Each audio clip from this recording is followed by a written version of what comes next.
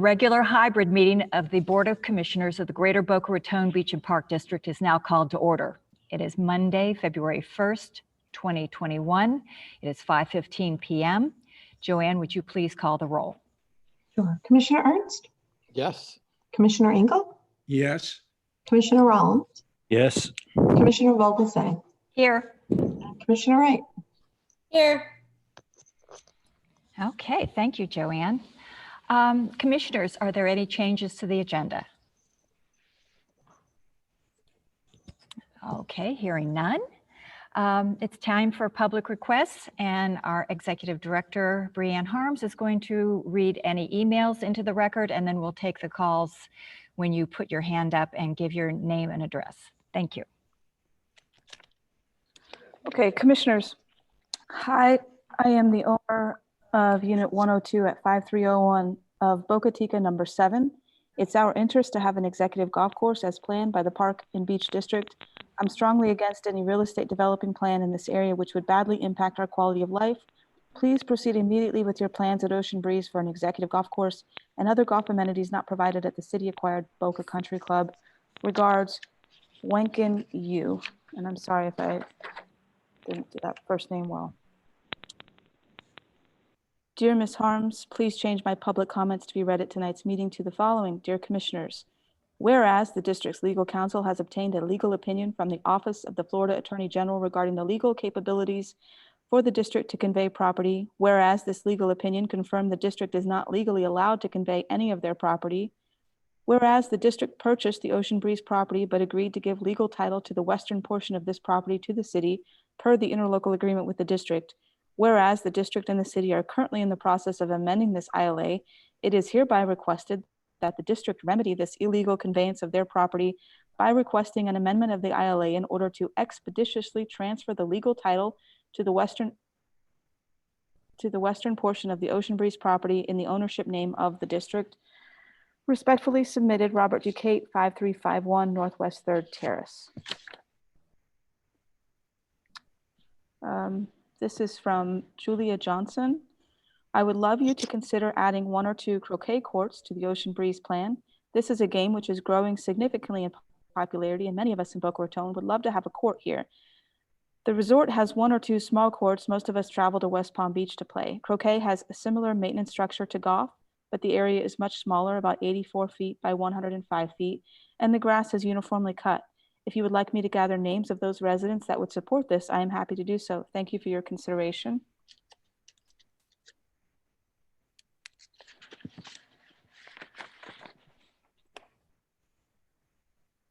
And I also forwarded this out because there was a PowerPoint presentation from Dan Flesher. So I'll just mention that Dan Flesher did submit it to public record, and there's a PowerPoint presentation that you all received. And Dan Flesher at 5201 Northwest 2nd Avenue in Boca Raton.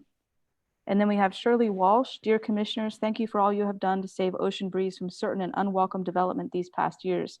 It is appalling to see how the city has obstructed all your work in what should have been a straightforward project, and one can only wonder at their motives. Even with the new donation of the Boca Club, and how much is that tax break going to cost us, which may be tied up in lawsuits for quite some time, we urge you to remain committed to developing Ocean Breeze into a golf enterprise for our residents and visitors. Golf has increased in popularity due to COVID, and I'm sure you can develop a plan that will be a winner for us all. Please, please don't give up. Again, many thanks for your tireless work on our behalf. Sincerely, Shirley Walsh, Dan Walsh, Dr. Ernest Barsamian. And that is all I have for the emails. Okay, so now we'll take hands up on the calls for public requests. Is Melissa handling that, or are you? Yes, Melissa. Okay, Melissa. Not seeing none right now. I do know that Regina Eklund, I think, wanted to speak. Melissa, if you see her on there. Ms. Eklund, I just asked to unmute you. Okay, can you hear me? Yes. Yes, ma'am. Okay, Please give thank your you address. so much. Regina Eklund, 5201 Northwest 2nd Avenue, Boca Raton. I'd like to ask again that you proceed with a 9-hole executive golf course, driving range, putting course, and learning center, a facility that you envisioned as fun, family-friendly, appropriate for golfers of all ages, to learn the game and practice skills. None of these amenities exist at the Boca Country Club or anywhere in East Boca. Boca Country Club will not be a facility that welcomes beginners. The city is closing Boca Muni on the executive course in October. We need an executive course. Earlier today, I sent an email to you with signatures of 81 people who want to proceed with this golf course. These signatures were collected by a couple of volunteers in just a few hours. We can collect many more. Commissioner Rollins remarked at one of your recent meetings that you owe the golfers and the community some type of golf amenity at Ocean Breeze. I agree. During his January 10th online Sundays with Scott Singer, when questioned about the golf course property in Boca Chica, the mayor replied, "Last I heard, they were still looking at a 9-hole course there." There are issues, of course. If the city won't abandon their right to extend Jeffrey and hinder your plans to proceed, perhaps an amendment to the ILA that at such time as they decide to access that property for a road, they will build and pay for a tunnel beneath the road for pedestrians and golf carts to safely go between the north and south sides of the east property. I agree with Rick Hurd and Greg Galenas that the east side property provides limited space for an executive course. Get a commitment from the city that they will allow and approve an executive course on the south end of the west side, certainly before you spend time and money for a design and a plan. Now I'd like to talk about the deed restriction. Your council, Mr. Gorin, wrote 2 memorandum concerning the deed restriction on the Ocean Breeze property, dated June 26, 2019 and November 6, 2020. The 2019 memorandum refers to the title policy exception 28 as it pertains to the declaration of restrictions and amendment thereto, and correctly states any future amendment would require the consent of 75% of the Boca Chica residents. Memorandum 2020-6 presents the opinion that the deed restriction is not legally enforceable, but could be challenged by affected property owners. Allow me to remind you of key points of this covenant to the Boca Chica golf course property. The land shall be used only for a golf course. The covenants run with the land and are binding on persons or legal entities who are owners or may become owners in the future. These restrictions are imposed in perpetuity. Amendment requires consent of Boca Chica owners. Enforcement can be by any of the Boca Chica residents with the right to proceed to compel compliance or prevent violation. This deed restriction did not seem to need discussion until now, since you planned to build a golf course all along. If that is not to be the case, then we may need to look at our rights to enforce it. The amendment, which Mr. Gorin stated in Memorandum 2019-5, removed certain property from the burden of restriction. Then owner, developer MCZ, went bankrupt. There is an agreement document which clearly provides details of the provisions with MCZ. On page 7 of the agreement, item 7 states, the parties agree that the provisions of this agreement and any approval by the residents of Boca Chica of the amendment to the declarations of restrictions are conditioned upon all development approvals being obtained by the owner. In the event that the owner fails to obtain the development approvals, then this agreement and the amendment shall automatically be deemed terminated and of no further force or effect. The development approvals are listed on page 3 of the agreement. The owner did not obtain development approvals, and therefore the amendment is void. And the entire property is still encumbered by the original deed restriction. I will add further, the amendment for the MCZ plan still included a 27-hole golf course. Take this under consideration before amending the original ILA agreement. I make this suggestion. Do not do anything on the property that is permanent and not easily undone. If you plan to make it a park, do it so it can be easily converted to a golf course. A user-friendly park that is walkable and free of noxious weeds with stickers will require a lot of work. If you go to the expense of grading, removing weeds, sodding, installing irrigation, and maintaining a beautifully landscaped park, you should probably build a golf course and get some revenue. You can put pickleball and tennis courts, parks, and playgrounds on much smaller plots of land. You are not likely to get another 200-acre tract of land for a golf course. Preserve it. That was the intent of the original developer of the Boca Chica community, and that is why the deed restriction exists. If you need to wait to build a golf course until the bond is paid off or city council changes, so be it. You will not be violating the deed restriction. Be sure the ILA is no longer in effect when the bond is paid off and you take title. There are plenty of golf courses in proximity to each other. That should not be the reason to not build a golf course at Ocean Breeze. A golf course here would be highly visible from I-95 and Clinton Moore. Many of the golfers I talk to have no idea where the Boca Country Club is, and I'm certainly not going to tell them.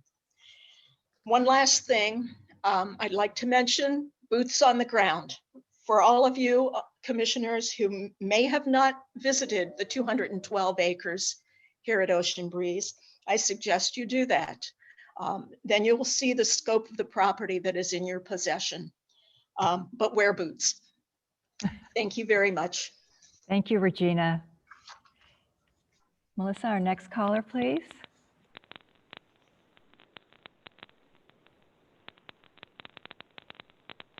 I don't see any hands right now.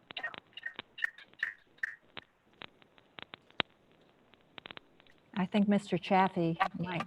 I see Barb's phone.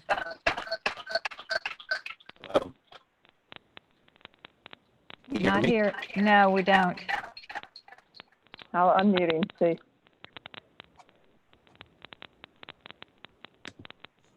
Try again, Mr. Chaffee.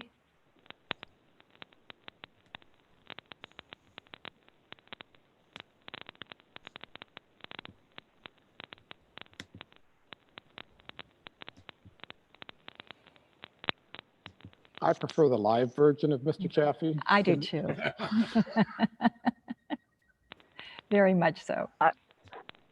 I've asked to unmute, but it's not. He has to do it. He's unmuted. Mr. Chaffee, are you there? I'm here. There you go. All right, I just wanted to concur with Regina. She is a very well-spoken individual. And I think that what we need to do is just follow her examples. What we need to do is hold off and do nothing on this property. Just open up the paths of parks. Just take down the bond that we possibly can and become free and clear. So you can decide and do what you really want to do with this property. It is a fantastic opportunity and it shouldn't be wasted. I really appreciate listening to me. Thank you very much. Thank you, Mr. Chaffee. Thanks for everything you're doing, Joe. I know it's been really a long time, a long drawn out there, but you have to stay with it. Thank you. Thank you.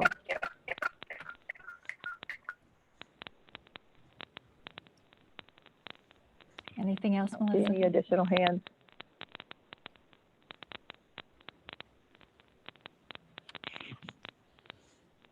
No hands.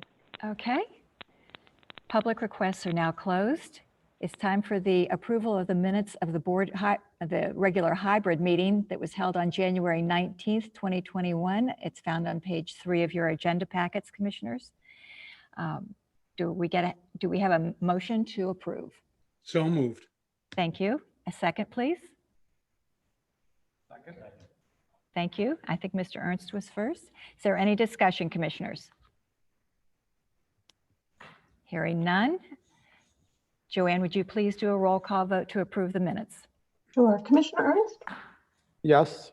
Commissioner Engel, Yes. Commissioner Rollins, Commissioner Vogelsang, Yes. and Commissioner Wright. Yes. Motion passes. Thank you. Thank you. Okay, we come to our regular business. The first item of business is the amendment to the interlocal agreement to Ocean Breeze. And we received that at 5:04 on Friday. So Brianne, would you start us off, please? Sure, we received an amendment to the interlocal agreement from the city. It was after hours on Friday at 5:04. I know many of you guys haven't had a chance to really thoroughly review it, but certainly it's here on the agenda tonight. I can have Jacob weigh in a little bit on some of the legal aspects of it, but I think that there's a lot to it, and certainly it's going to take some time to go through it and decide how we want to respond to the city. Thank you. Mr. Horowitz, would you like to weigh in first? And then I'll see if there are any questions from the commissioners for you, and we can defer this until another time if you think that that's necessary to weigh all the and compare all the different items in the ILA. I think you're muted. There you go. Okay, that's good. Thank you. Thank you, Madam Chair. Good evening, Commissioners. As Brianne indicated, we did receive the document late Friday.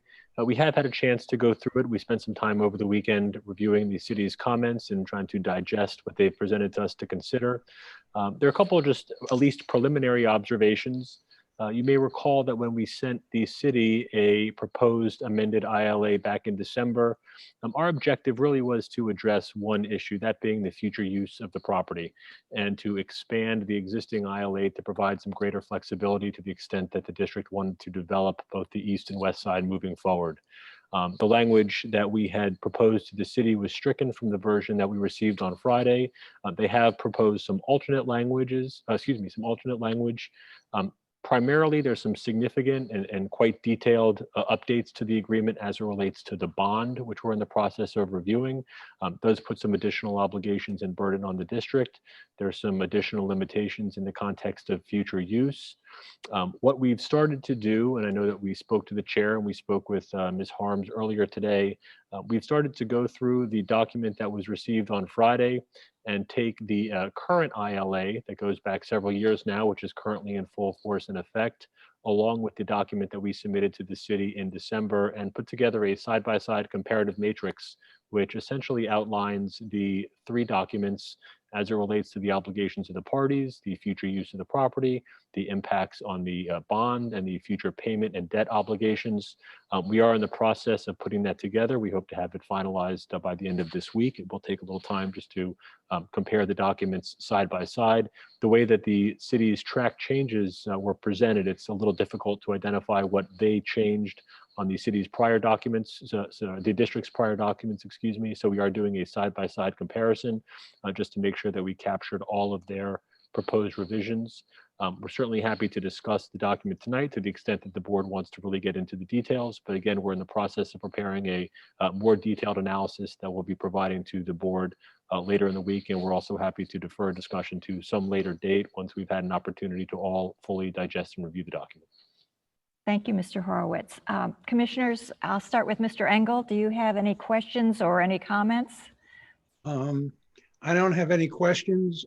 I agree with council that it would be a good idea for us to defer detailed discussion pending a more thorough review by both council and the commissioners. I did have a chance to look at it. There's a lot of new stuff there.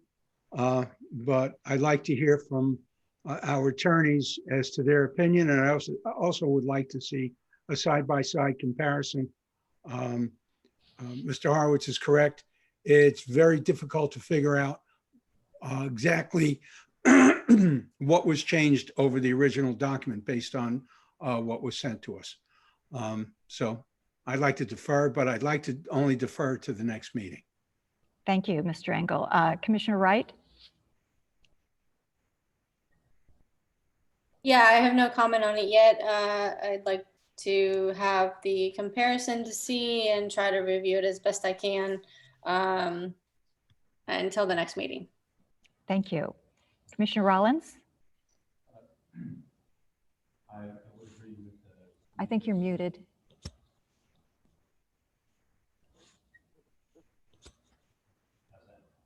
Can't hear you.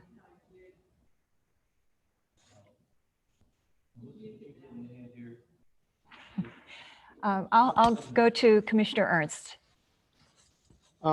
Madam Chair, may I ask our attorney a couple questions first? Of course, that's why we're doing this. That's a good idea. Mr. Horowitz, let me ask you a couple questions. The first being, what is the definition of a lobbyist? The term itself has several different definitions. There's a definition in state law in Chapter 112, the Florida statutes, which we know every member of this board, including your attorneys, are prescribed by. We also have a Commission on Ethics in Palm Beach County. Palm Beach County has an ethics code, which has a very specific definition of lobbyist. That definition, incidentally, deviates a little bit from the state definition. But for purposes of the Palm Beach County Ethics Code, a lobbyist is any person who is employed and receives payment or who contracts for economic consideration for the purpose of lobbying on behalf of a principal.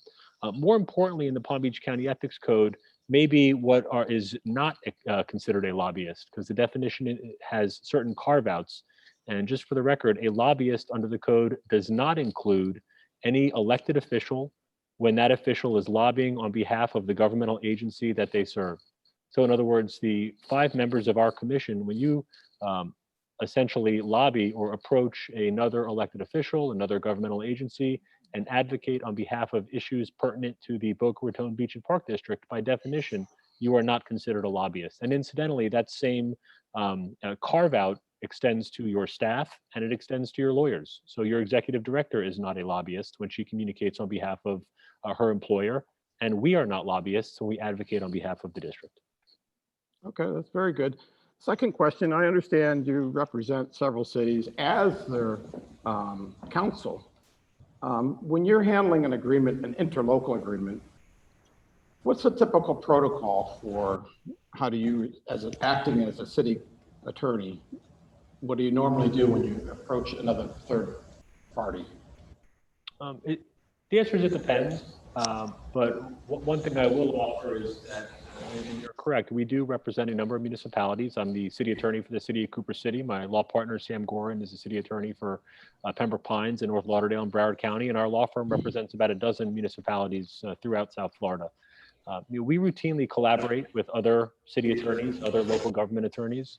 To the extent that we were sending out an interlocal agreement that had such significant changes, we might have reached out to our counterparts who would be receiving that document and provide some heads up, some context as to what would be received. But again, everybody approaches that position differently, but from our history and in my experience, that's how we might have approached this issue. Okay. So given those items, I just would like to touch base about what the agreement. I do not really want to defer the discussion.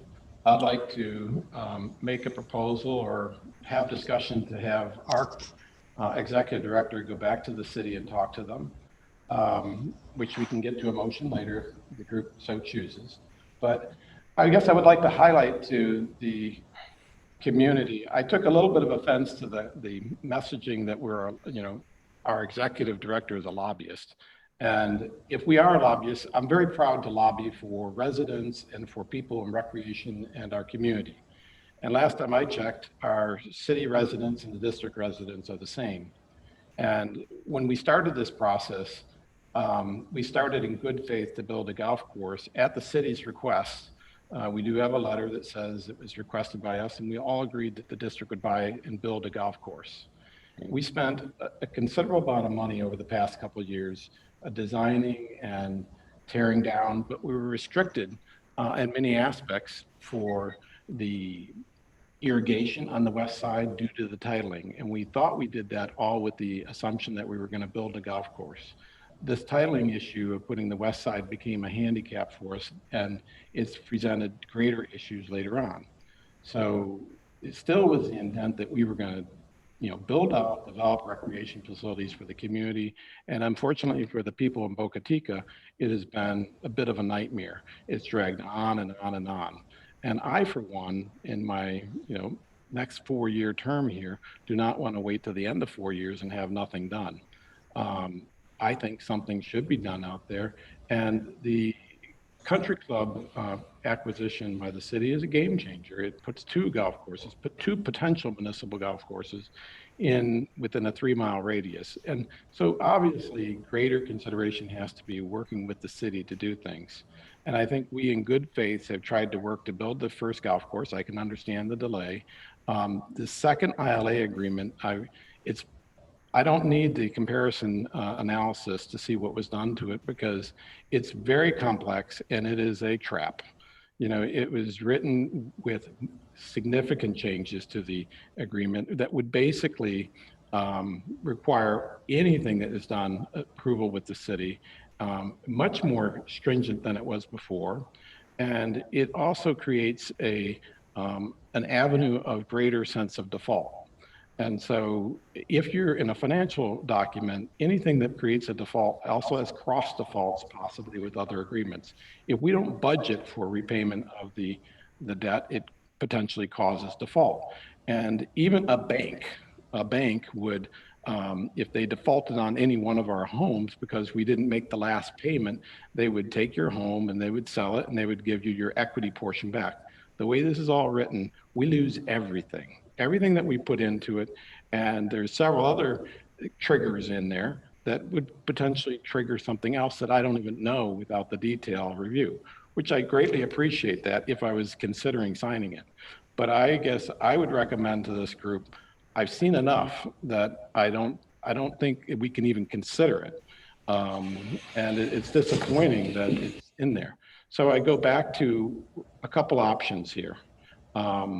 It's very clear to me that the city wants to be involved in building or doing something on the Boca Chica property. And quite frankly, I'm very open to doing that. And I think we as a group can take that leadership role in a future discussion here about RFI, but find out what the ideas are, at least take that leadership role of what are the different ideas. And I have no idea, no preconceived notions. The only thing I can tell you is that for sure, and this is for our rural out there, I think a championship pickleball facility is needed, and we should take advantage of that in one of the locations that was mentioned. That's the only thing I can for sure say we need to do, because that is growing and we can do something with that. Whether that's at Boca Chica, at Spanish River, or somewhere else at Sugar Sand, I don't know, but I'll tell you, it would be a good idea for us to get going on that. But as far as Boca Chica goes, my sole purpose this year was to get a plan together so that we can all agree that we're doing something for Boca Chica. I have great concern about the agreement that has come back, and this is not the first time this has happened. This happened before, so which gives me great pause for concern to modify any agreement, which leads us down a couple paths. Either A, you can go build another golf course that will compete with the municipal golf course. You may or may not get city approval to do that on the west side, and I could understand not approving it. Or B, we could do nothing, pay off the bonds. It's going to take a while, and I don't think no one's going to say anything except for the poor residents out of Boca Chica. They're going to live in weeds, and Regina is right. You need to wear boots if you're going to walk out there. Doing nothing is not the right answer for both our elected body and for the city elected body. And I think when the city elected body gets involved in it, we can jointly come up with something. So, you know, at this point, my recommendation is that we should direct our executive director to reject the proposed agreement. Happy to take the last agreement and just scratch out championship golf. You know, I think we did try to change it very small, and what I read is small being that we didn't want to have their interference. We want to turn on the irrigation system. Right now, we can't do anything out there is the way it's interpreted on our side, on the west side. So that's why we wanted that flexibility, but apparently we're not going to get that flexibility. And I can't see us investing anything in it, because the way it's written, the city is going to take everything if we simply don't budget for the bond payment. And so I think you have great risk. And until we have a common working agreement that is kind of mutual, I don't see how we can proceed anywhere with this. So I encourage, you know, a further discussion amongst this group, but I'm prepared to provide direction and a motion for the executive director and our council to go back to the city and reject what they provided to us and work with a more simpler agreement and stick with just removing a championship golf. And then that's not really the issue. The real issue here is let's get this elected body together with the city elected body, talk through the things and move forward. Thank you. Commissioner Rollins, Can you hear me now? we can hear you now. Thank you. All right. I'd like to ask Commissioner Ernst a question. What information do you have that would lead you to believe that the city is open to working with us on this property rather than just trying to claim it through a bond default? That's a good question. I'm not sure. The way it was currently written appears that they'd like to claim it through a bond default. Well, in the first instance, I believe the original ILA had something in there where there was default if we failed to appropriate the funds. Correct. So I don't think that's a new restriction or concern. But the question is, I've not heard anything from them regarding their interest in working with us on developing the property other than obstructing us from developing the property. So I'm just wondering, what information do you have that would suggest to us that they would be open to working with us on the property, and under what terms and conditions would we find that agreeable? I wish I could answer that. Me too.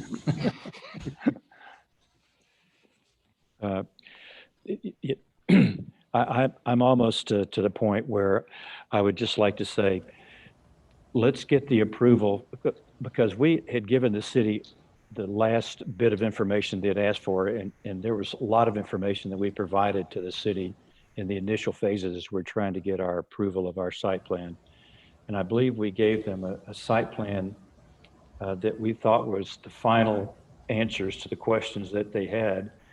And we heard nothing for months on that. And then the next thing we know, while we're waiting for the approval, there's negotiations on the acquisition of the Boca Raton Country Club. I wish that they had incorporated us into that discussion so that I wouldn't feel left out of the partnership. And you're suggesting that they're open to working with us on the Ocean Breeze property, and I'm just curious as to how they plan to do that. What could we do to entice them to work on that? What could we do that would entice us to work with them on the Ocean Breeze property? I'm almost ready to go back to the original agreement, saying approve our site plan, let's build another golf course. As Ms. Eklund said, there's a lot of golf courses in close proximity to one another, and I think we can build a better mousetrap. Well, I tend to agree with you, Mr. Rollins. After comparing line for line the ILA, the revised ILA that we sent to the one that we received on Friday, I just don't see how we can possibly sign it. And we'll just keep going back and forth. If we just go back to the original ILA and say, we just need your approval, doesn't mean we're going to build a golf course, but we could at least help out some of these golfers and do the east side. If we could just get the approval to, get the irrigation going. Mr. Chaffee said that there is a well on the east side, but I'm not sure that that would suffice. We might have to do that. And I think that's why I'd like for our district council to weigh the possibilities. As far as having Brianne just go back and say no right now, I think everybody needs a little bit more time to take a deep breath. And we also don't know if City Council has seen the document. This could have just been through staff. So to be fair to the City Council, they may agree with us that it's not something that makes us want to say, oh, let's be partners in doing anything. So, Madam Chair. yes. The reason I'm suggesting that do that now is a couple reasons. One is I do feel time is of the essence for it. And in that spirit, I can almost predict that at next week's workshop meeting for the city, when Brianne steps up to speak, is going to be the same old thing. It's going to say, well, we gave them the agreement 2 weeks ago, and they're waiting to hear back. And so nothing's in writing, nothing's done, and no action's taken. There's no action needed on city elected officials. And then they'll turn to city staff and look for city staff's direction.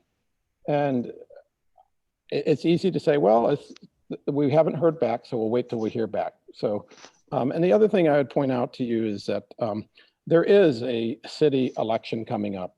And I think this is an important time for those elected officials currently serving and those who are running to take a stand on an issue that is important for the city to decide where are we going to work together or not, and kind of have the city work with that. I do believe we are all advocates for recreation, advocates for green space, advocates for all of the things that we've tried to do. And it's just very disappointing that here we are 4 years later, no golf course, no access to the west side, encumbered, and the agreement we got back was even more encumbering than ever before. And so to Bob's point, will they work with us? I don't know, but I can tell you someone should try to, because from a taxpayer perspective, and I'm a taxpayer, I think it is a mistake to have two golf courses side by side.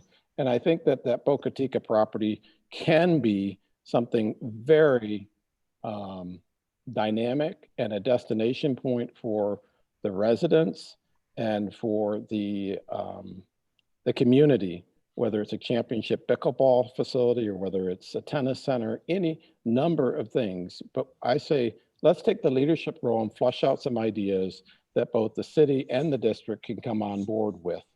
And we already know we did receive a proposal from a developer. Guess what? That's nothing new. You're always going to have those kind of things.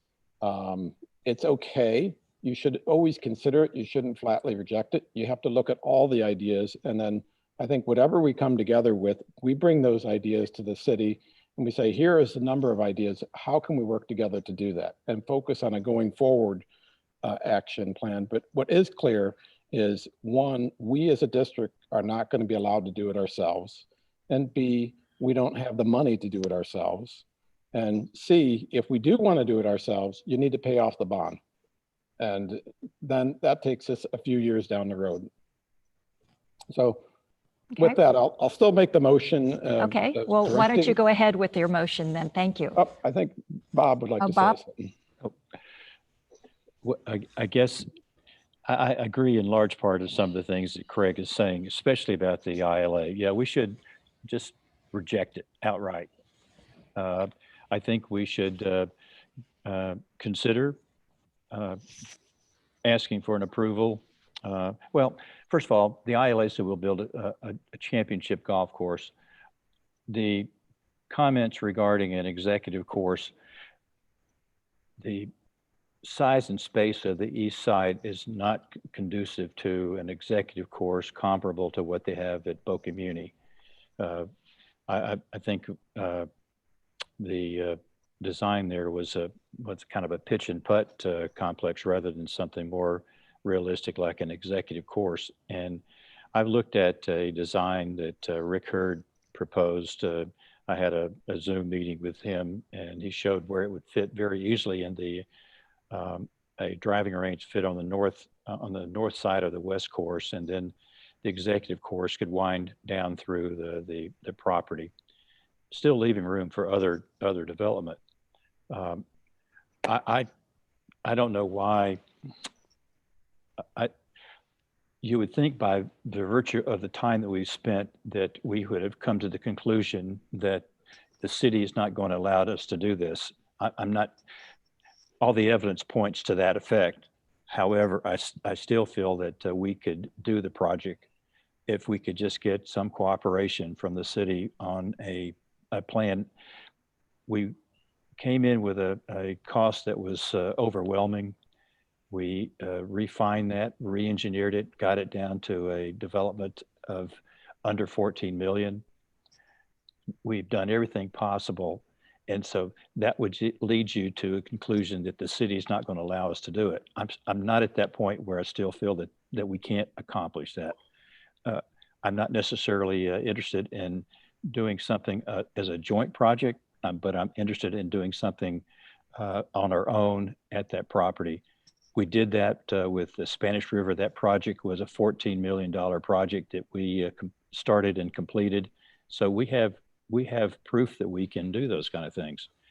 And I feel like, summarizing my comments, reject the ILA, let them know we've rejected it and why. And from that starting point, let's see if we can get approval to do a golf course over there, not just a championship golf course. If that language was in the master ILA, I don't know whether that terminology was. it? Okay. Mhm. Yeah. So then, well, then that would have to be modified, and that would be a simple modification if we wanted to do that, to proceed with an executive course over on the west side. Okay, So I'm done. thank you. Mr. Engel, you have your hand up. Yeah. I think we need to be perfectly honest with ourselves here. I don't think the city is interested at all in cooperating with us in any kind of project on the Ocean Breeze property. End of story. They'll never give us approval for a golf course. It could be a pitch and putt. It could be a single hole. It could be a piece of AstroTurf with a glass at the end of it. They're not going to approve it. It's as simple as that. And we need to come to that realization. Based on what I've seen, I don't think they're interested in approving anything we do. Golf course, pickleball court, anything. And I have to question exactly what the city's motives are here. So what I would like from the city is just come clean. Tell us exactly what your endpoint is. Where do you see this all ending up? What is it that you want to do? And let's be honest with each other. Okay? You tell us, we tell you, we've already told you.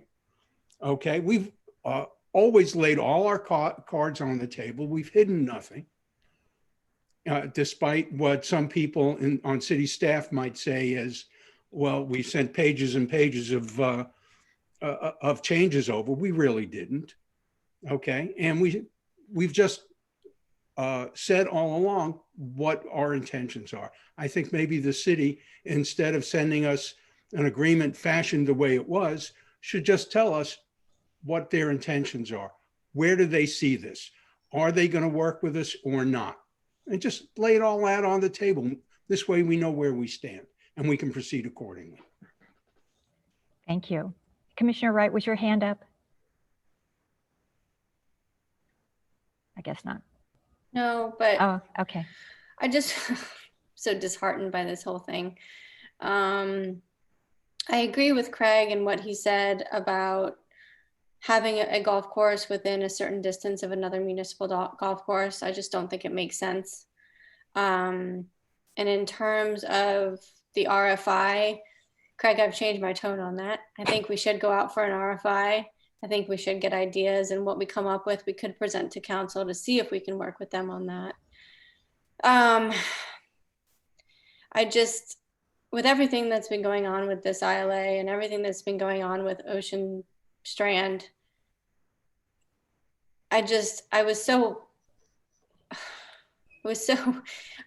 hopeful that we would be able to work with the city on these projects.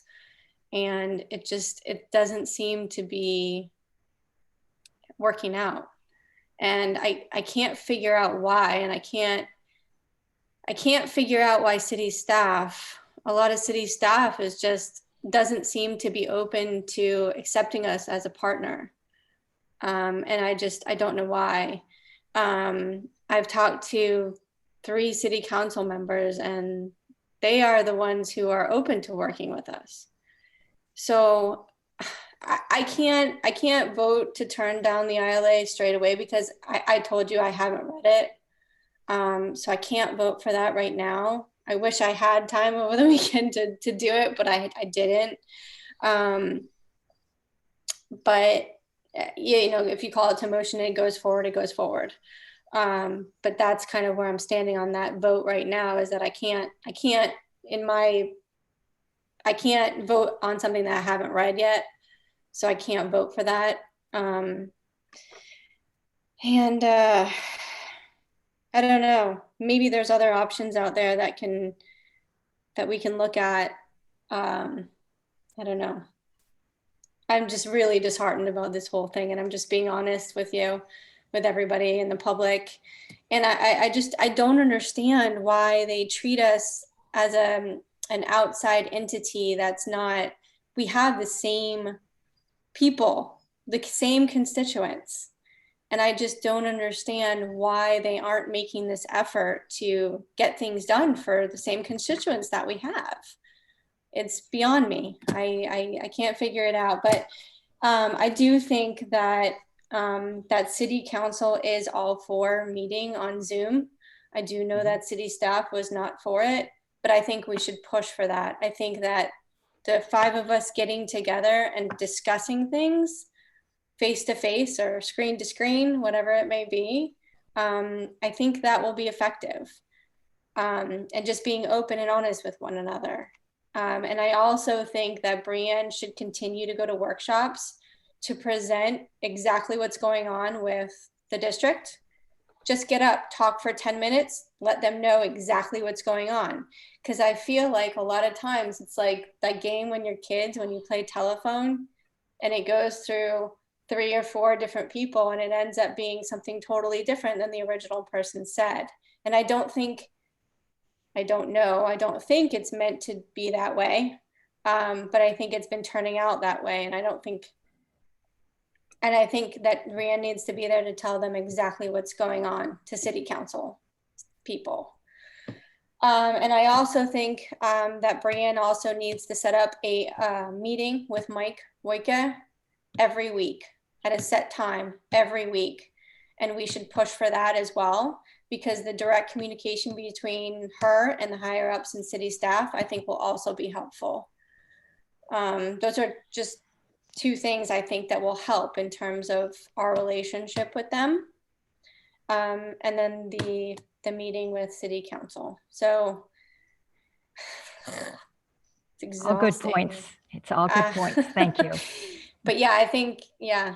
So that's kind of where I'm standing on voting on the amendment tonight. Okay, thank you. Mr. Ernst, would you like to make your motion? Well, before I do, just I sense your frustration, and Aaron, I'm with you. I mean, and you know, I applaud both you and Brianne, and thank you for going to the last 2 workshops and providing that. It was very enlightening. It's unfortunate that there's no dialogue with Brianne, or it's not allowed, I don't know. And I think the Zoom call kind of prevents it. And it just doesn't seem very fair. So, and the most unfortunate thing is we are all serving residents for direct residential recreational benefits. And as was mentioned in that workshop meeting, we're treated like a developer trying to build a building. And it's continued for the past 4 years and is continuing now. And things are just taking an awful long time for it. And it doesn't look like it's going to change. So the only purpose of I mentioned the RFI was not that, I don't know what it will generate, but you know, it could be an executive course. It could be a lot of things, but the thought process there is at least we'd get, I don't know, 5 ideas or 100 ideas, and together the city council and us can prioritize them, combined with the needs assessment, and collectively the 10 individuals can decide where are we putting these things and what makes the most sense. And to that degree, what would the city offer? I think the city would be willing to forgive us on our debt and take over the west side of the golf course and do something with it. But I think we have to be the champions for residents and recreation and green space. And to do that, it's very important for us to take that leadership role and have some control over whatever happens. But we are totally handicapped right now with our current agreement we can't turn on irrigation. So there's nothing we can do on the east side if you can't use the west side's irrigation.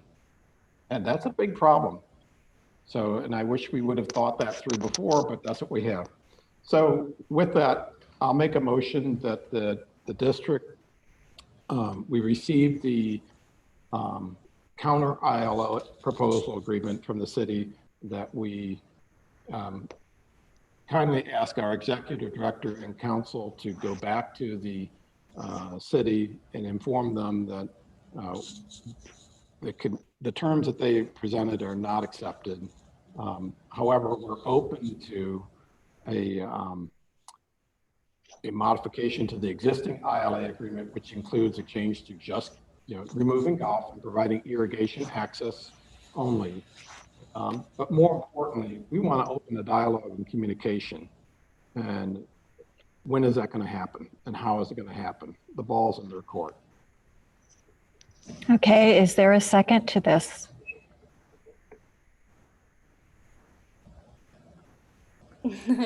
Well, can I second the communication part? But not the amendment to the ILA part? I mean, It was all yeah. one. It was all one. I know. Okay, so I can't second it. Craig, can you break that up into two different parts? 'Cause, Sure. Yeah, I'm of the Okay. same mind as Aaron. Would you like to withdraw the first motion? I'll withdraw the first one. I'll make the easy one that Aaron wants is, I make a motion for the executive director to reach out to the city and establish quarterly meetings with the city for the elected bodies to meet. Okay. Do I hear a second? Second. Thank you. I feel like we've done that before, though. Oh, we have, but it's okay. Doesn't hurt to keep doing it. Is there any further discussion? Would you raise your hand for me, please? Yes, Mr. Rollins? Yeah, Craig, is it possible that you could slide into that motion that Brianne could ask to be not just under public request, but to have a spot on the regular agenda, just like what we do, so that she could have some give and take with her? Because as it is now, all she can do is express her 5 minutes worth, and then the mic is turned off. And I think that to improve communication, she's got to have better standing with council. It may not have to be every meeting, but certainly once a month, she should be able to go and give them a lengthy discussion about what we've done, and at the same time allow her to answer questions rather than having the council discuss among themselves what Brianne said, and then have the city manager dispute some of the things that were said without having an opportunity to rebut what was said.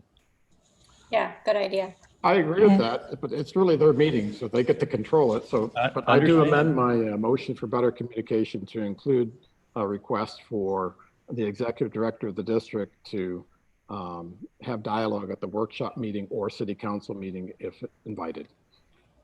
And Commissioner Wright, do you second that amendment to? Wait, did you say to put on the agenda? Put on the agenda Specifically? for the workshop meeting specifically. The workshop, yeah. The council meetings, I think, is up to their invitation. Okay, but definitely for workshop. Definitely. Okay. Workshop is fine. I just want to avoid her coming there and being embarrassed by making a statement that is contradicted by staff, as so often happens, because they're uninformed. And I think the issue, quite honestly, is with the staff communication. I second it. Okay. Is there any further discussion? Raise your hand. Hearing none. Joanne, would you do a roll call vote, please? Yes. Commissioner Ernst? Yes. Commissioner Engel? Yes. Commissioner Rollins? Yes. Commissioner Vogelsang? Yes. And Commissioner Wright? Yes. Motion passes. Thank you, Joanne. Now, would you like to do your second It didn't motion? sound like there was a lot of interest in it, so, but I'll do it. I make a second motion to reject the counter proposal from the city and allow the executive director and the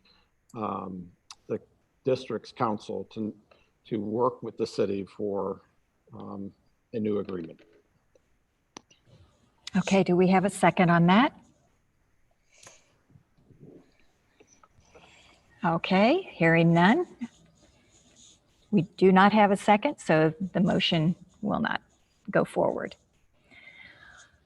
Do you have anything else that you wanted to pose to Mr. Horowitz or anything? Or should we, are you ready to go on to the second item, the RFI for Ocean Breeze? Mr. Rollins. Madam Chair, so we haven't done anything with the ILA. We haven't No. said we're going to reject it. My recommendation, following what Craig said, if you want to go back with them and try to negotiate, we need to know what areas we need to negotiate. I think we need to know what areas in here are a concern to us and to our council, because I think that they had some legitimate concerns. I would suggest that if we need to, that we let the city know that we've rejected this motion, this revised ILA, and that we'll be preparing a counter offer. So, and then Jake could and Sam could possibly do the analysis between the three and come up with a form that might be workable to us and to the city. That's the only other option I could see, but I think we need to let the city know something. As Craig said, we don't want them to say that, well, we sent it to it and the district hadn't given us any response yet. So I would you just- like to make a motion? Sure. Hold on, Brianne has something. I was just going to suggest, are you saying like maybe write a letter to the city, kind of updating them about what took place tonight and where we're at with it? In some form or another, we need to let them know, and I think it should probably be in writing rather than communicated otherwise.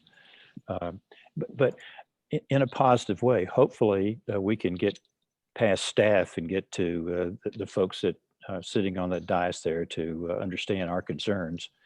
And so if I were to make a motion, I would make the motion that the executive director advise the city staff that we cannot accept this for some good and valid reasons. And we're going to take another look at this ILA and perhaps make a counter to it. And the sidebar would be that Jake and Sam would do the analysis of the three and then give us their opinion. I hate not to give something to the city telling them what we've decided tonight, because we spent a lot of time talking about it and we need to give them an answer rather than having it just lay out there with no response. Okay, do we have a second for Commissioner Rollins? I'll second it. Thank you.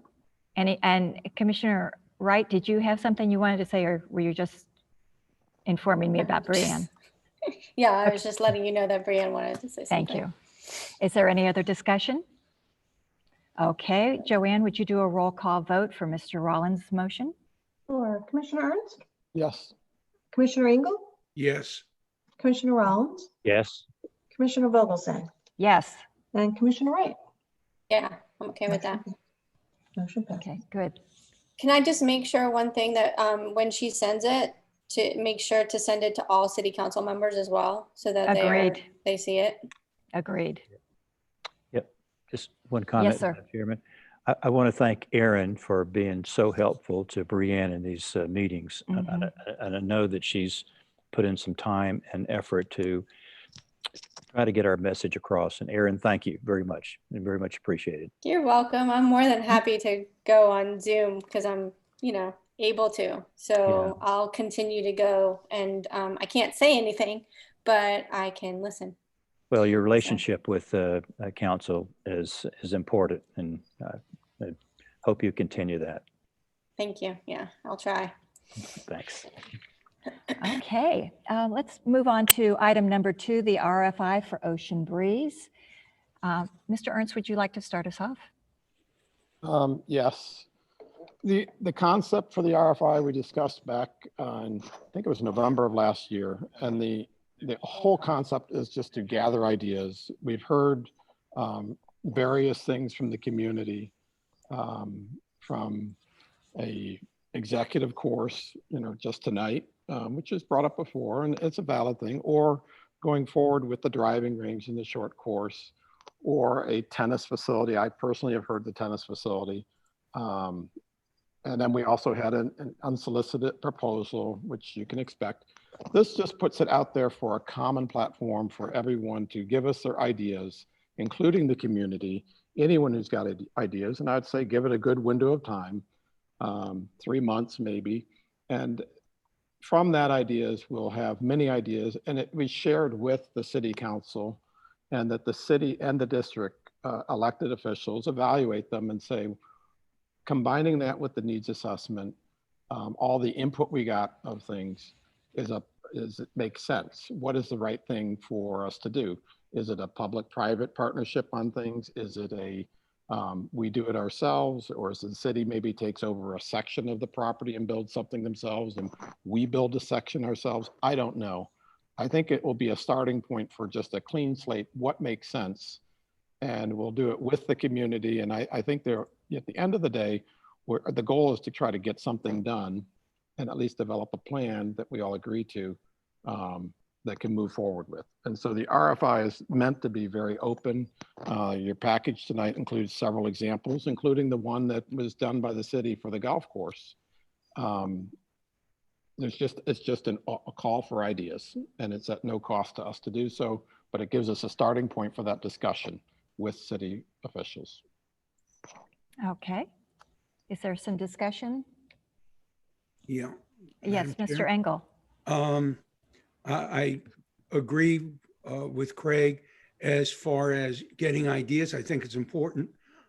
Excuse me. But I would like to exclude anything that's beyond our ability to respond. Like, for example, a proposal to develop it as a residential development. First of all, we're not allowed to convey property. Second of all, it's against the wishes of the residents of Boca Chica and the surrounding area as far as the feedback that we've gotten. And third, the whole idea behind this was that this is all developed, if not as a golf course, then as open space, as green space. So for those reasons, I think we should disregard any proposals that we get for residential, commercial, or any other development aside for public and recreational purposes. Let me ask Mr. Horowitz. Now, I totally agree with you. I want to go on record. I totally agree with you. I don't think that commercial residential has any place on that property, but are we allowed to exclude anything in these RFIs for people to express their opinions, Mr. Horowitz? Short answer is yes. If it's not the intention of the board to entertain any options for residential or commercial, that could be excluded. Thank you. Just want to stay on the right side of everything. Okay, Commissioner Rollins? I'll support Craig's motion to the point that if he agrees that when this bogs down, then we go out for an RFP. I do. I see it as a second step though, Bob. Well, I don't disagree, Craig. I just want to know that I'll have your support when that time comes. You have my 100% support. I figure Okay. by then we know what we're doing. Okay, well, then I'll go with the flow in that respect, and we'll see what develops.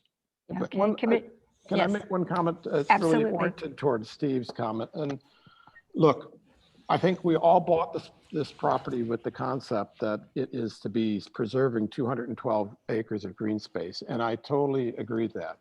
But what I would tell you is that, you know, and trust me, I'm not one who's a giant fan of development or anything like that. But I will say this is that there already was in place some kind of development over there for homes. What I would do with it is, depending on what you get as responses, you really have to kind of position it to prioritize it, what you like and don't like. And so it's a combination of everything, and you just got to let a clean slate of paper go out there to find out what makes the most sense. What if, you know, when we got into this thing, my understanding, we were going to have a golf course that was self-sustaining, and it had a hotel site that would likely be a hotel. Right now, we have nothing but negative cash flow. So I'm concerned about that from an overall perspective. I'm not looking to sell the property, but I'll tell you what, if someone came and offered me 200 million for my house, I would say, yeah, you can have it. If someone offered me outrageous price for the hotel site and that became a restaurant, I said, that's fine. You know, look, that makes a lot of sense for the community too. We're not the only ones who are going to vote on it, but I would push down some of those other proposals. Maybe other proposals are higher. But what's important to me is that preserving a lot of the green space and the financial sustainability of the district.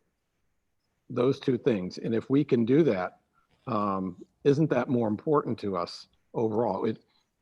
I want to leave it very open rather than kind of handicap it in any way to get all the responses. I have to, based on the work we've done and based on the commitment that we've made to the community,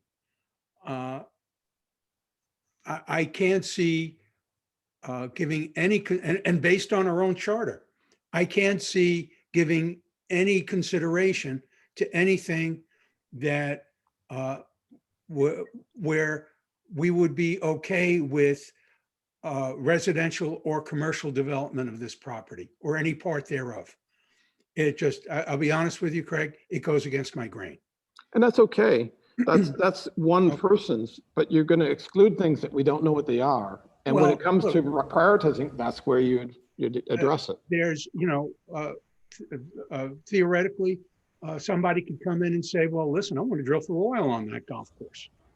And it would be, and I'll give you $500,000 for the mineral rights, or And that- $500 million rather, 500. and I think that's where you prioritize it and you say, okay, of all the proposals, I'm not considering it, it's out.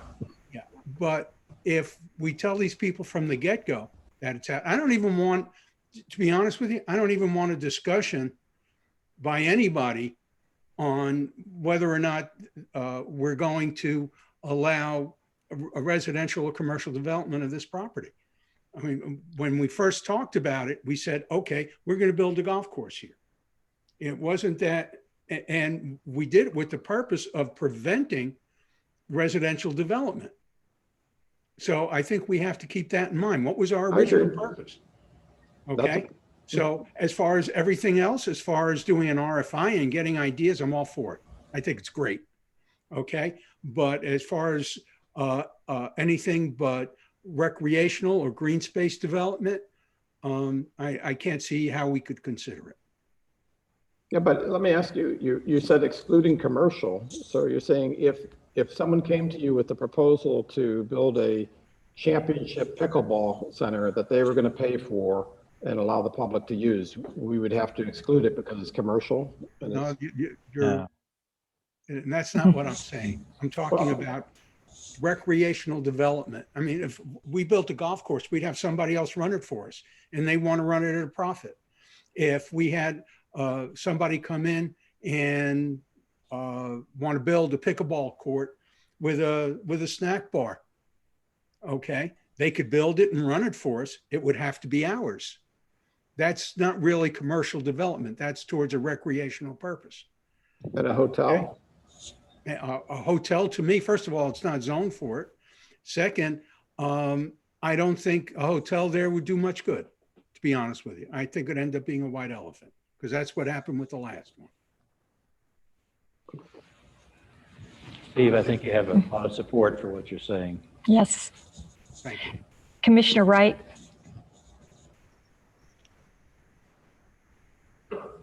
Yeah.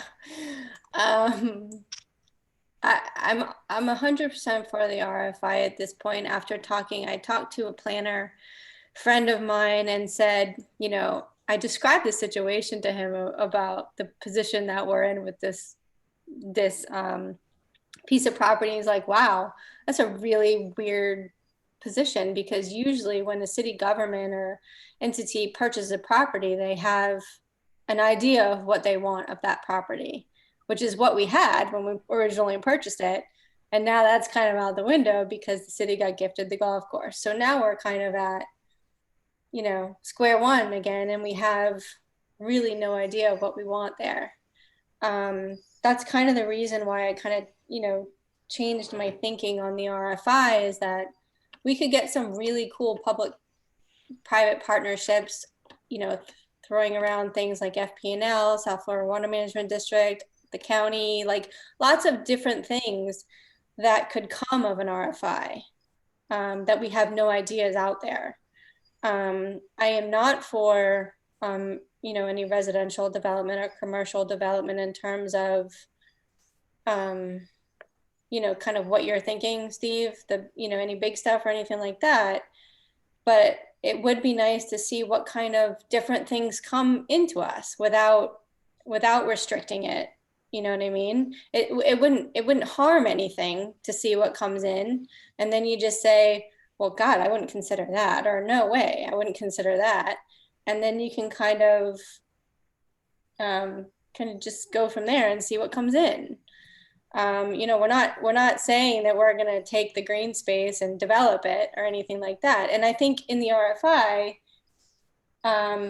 you know, we can say how much we want the green space kept as green space, or the space kept as recreation space. And, you know, that's kind of where we're looking, you know. It's been my experience with developers, not only having sat on this commission, but prior, if you give them an inch, they'll take a mile. And frankly, I don't want any developer to entertain even the idea that there's a chance that they may get a piece of ocean breeze.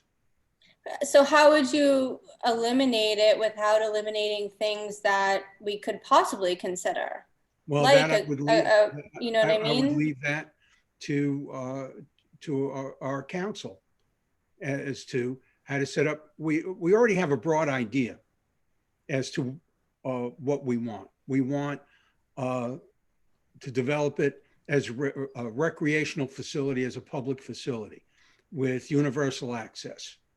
So you could have somebody develop a pickleball court. There's, I understand, a chain of pickleball courts and restaurants together. You could conceivably do something like that. But by the same token, adding a recreational piece or a public piece to it, you eliminate shopping centers, you eliminate office buildings, you eliminate residential development, you eliminate you know, somebody setting up, using it as a distribution center. And I just want to remain true to our original idea for the property, which was to prevent it from being developed as anything else but green space. Commissioners, we do have to keep in mind that we have no ability to convey our property. So, and also what Mrs. Eklund brought up with the deed restrictions, I think we need to possibly dig deeper into that, or just make sure that the residents are comfortable with us doing something other than golf, so that we can't get very deep into this and then all of a sudden it comes up that, hey, you can't do that, it has to be a golf course. I mean, that does tie our hands a lot. Yes, Mr. Rollins. Madam Chairman, I was going to ask a question about that deed restriction, because I recall a conversation with previous council that said that deed restriction did not go forward once it was acquired by a governmental entity. And Mr. Gorin said the same thing. So I don't know that Ms. Eklund was completely right on that. With all due respect, I think it bears verifying, but I do think that there's room for a public-private partnership that may be commercial in nature, but recreational is the main component. I somewhat agree with Steve in that if I'm not interested in residential development, as Aaron said, I'm not interested in anything commercial that a recreational component attached to it. I mean, you could have a pickleball complex that might be a public-private partnership, or an indoor tennis facility that might be a public-private partnership. And each of those could contain their own coffee shop or snack bars or things of that nature.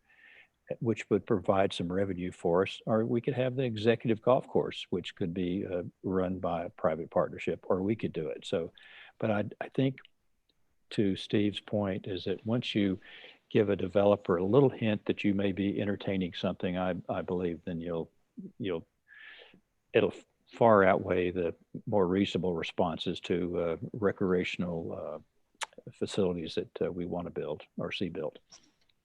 Thank you. Ms. Harms? Oh, I was just going to mention, the purpose in this RFI, as it's written, it does talk about our inability to sell or lease property, and it was specifically written in the context of recreational opportunities in green space. Yeah. Those were the things that we were looking for. I think that's a perfectly acceptable way to express it. And we're still probably going to get some commercial interest, even with those words expressly in the RFI. I have one question. Yes. It says additionally, the district will comply with all requirements set forth in the amendment to the interlocal agreement with the city of Boca Raton for purchase of the western portion. So how can we release if we don't have? We'll have to take that. I thought we would have one by the time this came out, but Okay, didn't happen. gotcha. So So we we can just just take say that we- out. well, we could say something about the city, you know, as far as city building and things like that. They'll have to comply with that kind of stuff. But yeah, we don't have an ILA, so. Okay, so if we had a motion, we would need to take that out and also put a caveat in there about residential development. Is that correct, commissioners? Yeah. Okay. So could I get a motion, please? I move that we issue an RFI with the intent of developing the Ocean Breeze property as a public access recreational facility, which would allow commercial development only in connection with a recreational purpose. Do we have a second? Second. Thank you, Mr. Ernst. Is there any further discussion? Yes, Ms. Harms? To clarify, can we put this out once I make the amendment, or do you want to see it again, or can we just Put it out there. Put it for Go 3 for months? Get Is it that the out. plan? Yep. 3 months. Is that time? how long they're normally out there for? 3 months? You can pick as long as you want. You could do 30 days. You could do 6 weeks, 8 weeks, whatever you want. I think Commissioner Ernst I'd like to mentioned see the 3 months. ideas earlier than 3 months. 3 months is so long. Okay, so 45 days? I don't know, right? Is it really long? I mean, that's a long time. A lot can Yeah. change in 3 months. Yeah, Well- may not be long enough. Yeah. We can always Maybe extend it we can too. I mean, do I- 30 or 45 days with a proviso that it can be extended if we don't like what we've gotten to that point. How about 60 days and then evaluate? Sounds Okay, good to 60 me. days. Thank you. Okay. Is everybody in agreement with the 60 days? Yeah. Okay. We have a second. I'm going to call the question. Joanne, would you do a roll call vote, please? Commissioner Ernst, Yes. Commissioner Engel, Yes. Commissioner Rollins, Yes. Commissioner Vogelsang, Yes. and Commissioner Wright. Yes. Motion passed. Okay, good.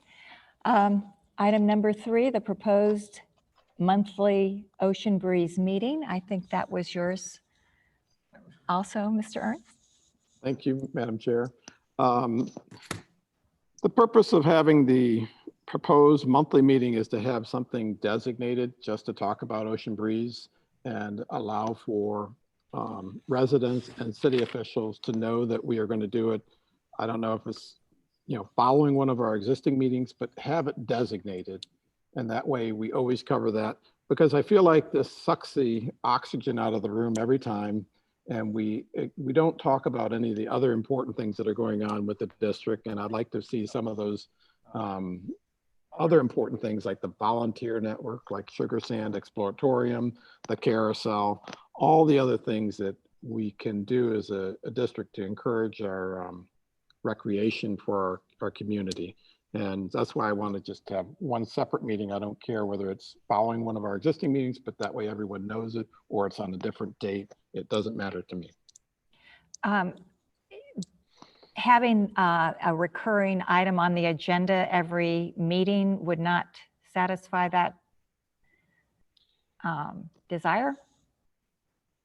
I'm trying to carve it out a little bit so the rest of our district issues are discussed separately. You could, but I feel like it just takes too much time, and it would be better to dedicate its own time frame for it.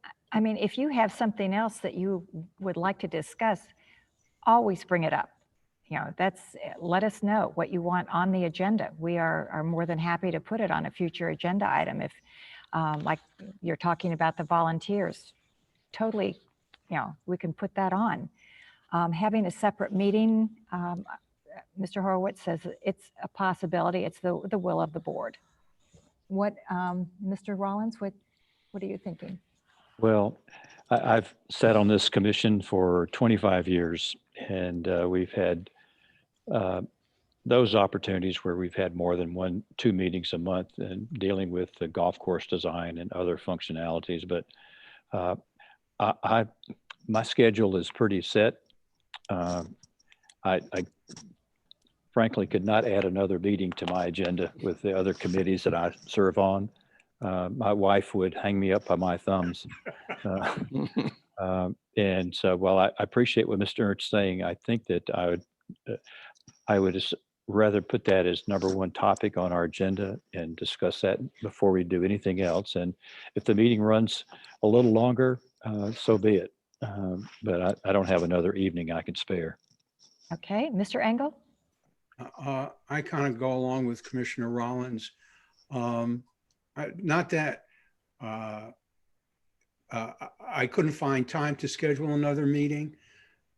Just that, yeah, I get hung by my toes, so you have an advantage. At least you be right side up. I think we can, as Commissioner Rollins said, devote time at an existing meeting by scheduling it as the first item before we've talked about anything else. Craig, I think your idea has merit. I think this is something that needs to be an ongoing discussion. And I think this is a great way of letting the community know that this is uppermost in our minds, and we're interested in what they have to say. But, you know, adding That's more fine.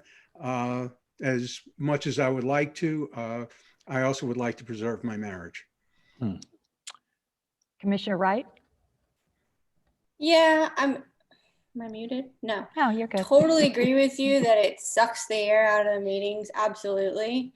But I just don't think another meeting is necessary. I think we can just, I'd rather go on 3 hours in one meeting than have an additional meeting.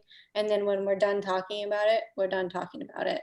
Move on to whatever you want to tack on and whatever commissioners want to tack on to the meeting. I totally, and then if time goes on and we, you know, work things out with the city in terms of what's being planned there, and we need additional time and things like that, and then you know, maybe continue from there. But I think at this point we can just tack it onto our meetings, keep it in the agenda. I agree that if we do this, it should be the first agenda item on our agenda, and we can. Would you like to make a motion to have it on each agenda? Sure. Okay. Madam Chair, I'd like to make a motion to have the Boca Chica Ocean Breeze discussion as the first item on every agenda for 2021. Thank Second. you. Thank you. Is there any further discussion? Joanne, would you do a roll call, please? Sure. Commissioner Ernst, Yes.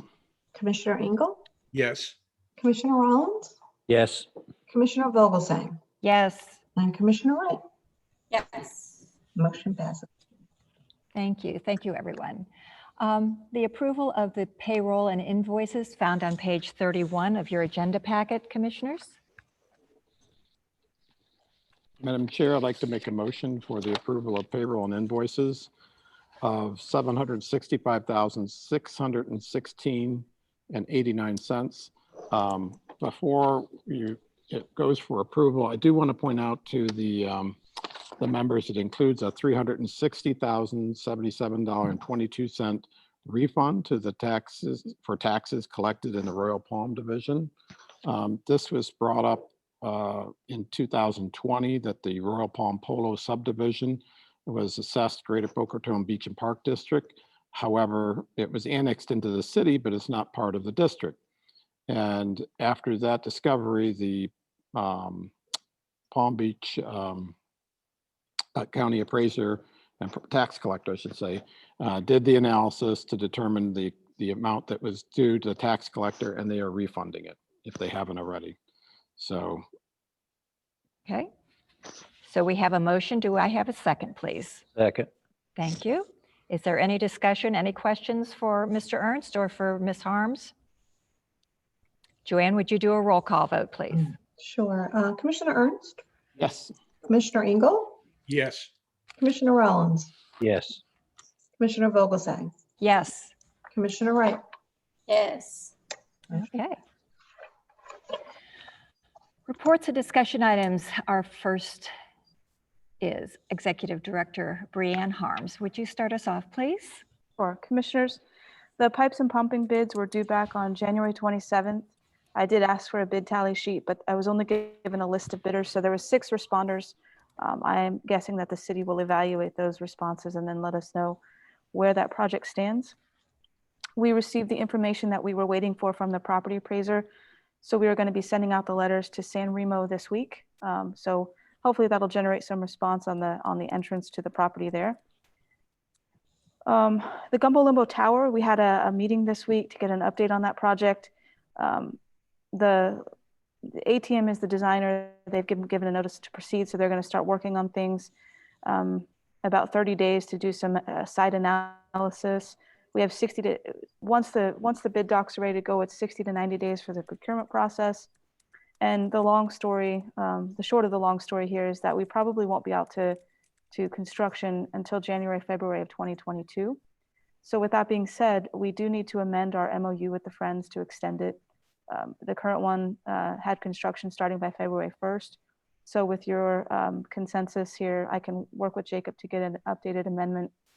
I think this is our 4th amendment with the Friends agreement. And I've spoken to John Holloway, also Michael Calvert, and everybody agrees that a 12-month extension makes sense for that project. Could I get a motion to extend the MOU for 1 year? So I'll make moved. the motion. Got it in both ears. I believe that Commissioner Rollins made the motion and Commissioner Ernst Second. seconded. Is there any discussion? Joanne, would you do a roll call, please?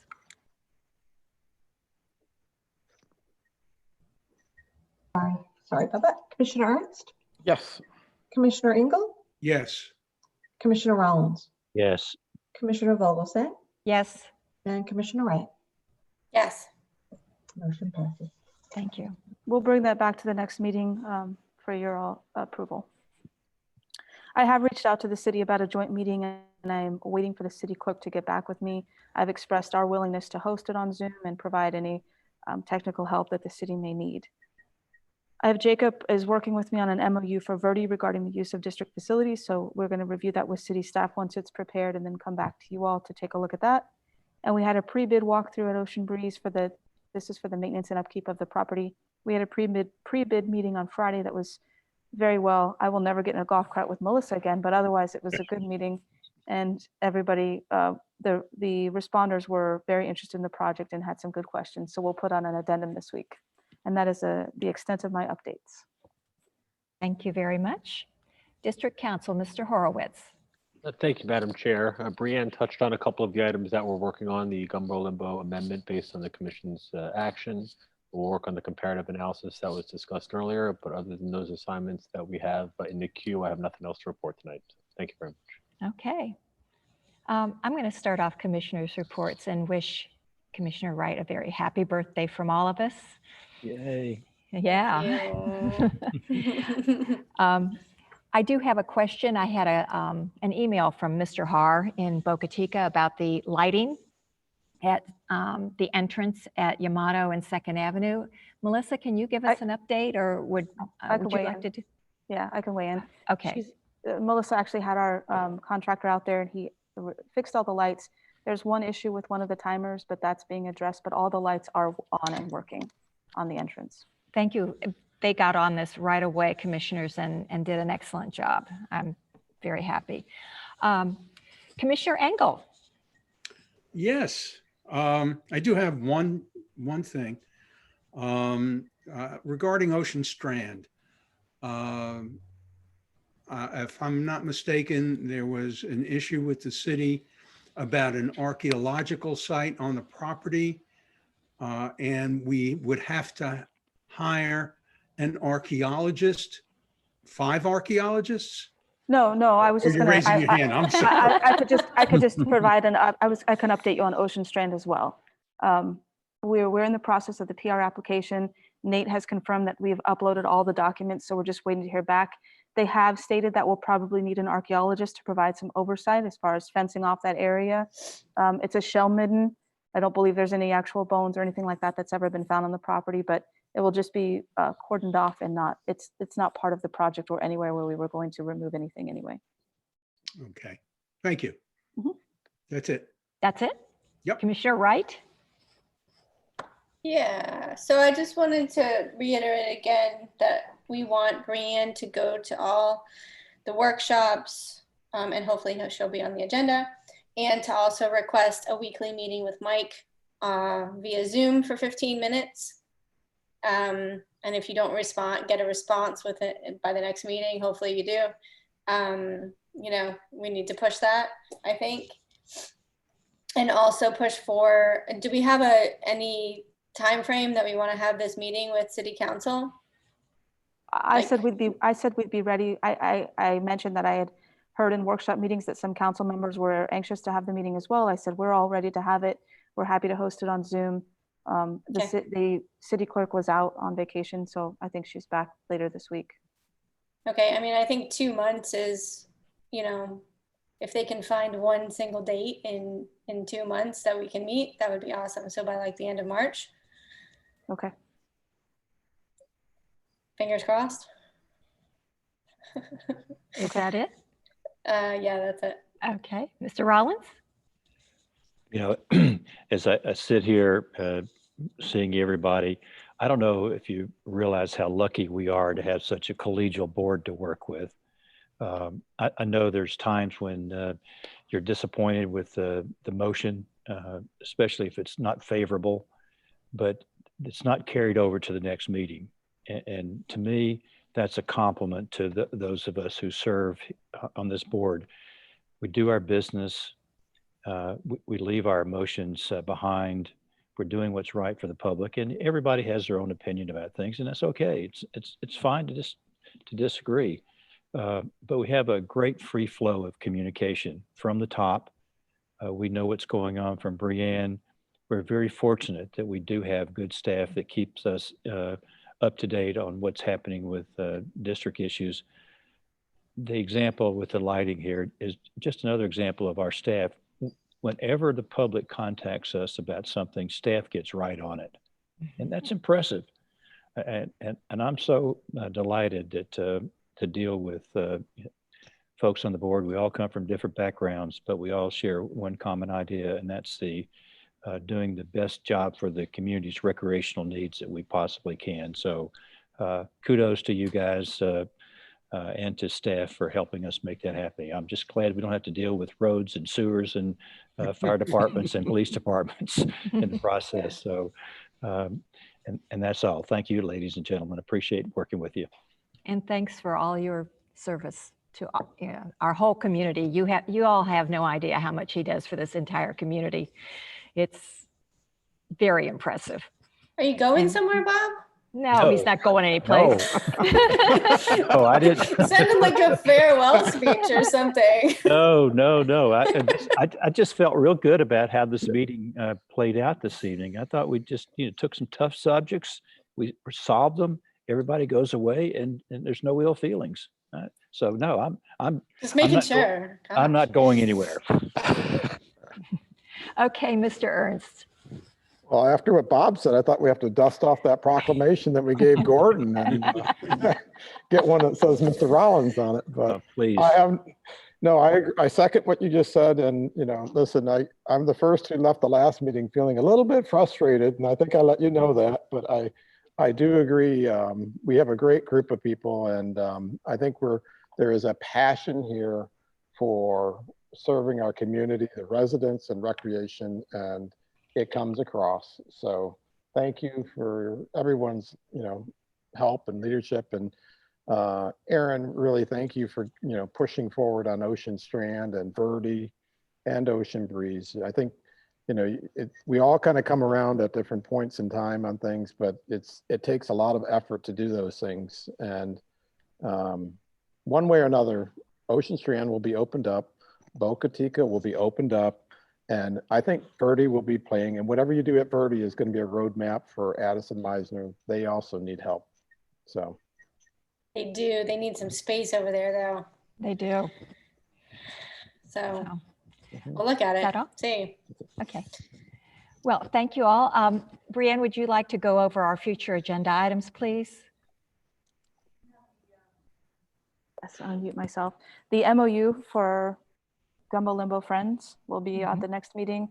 We'll have definitely Boca Chica discussion. I imagine we'll talk some more about the ILA, and maybe I'll get a dialogue going with the city that we'll have some more information to talk about there. And we do have the staff evaluations that we talked about doing at that second meeting as well in February. I think that that's a priority too.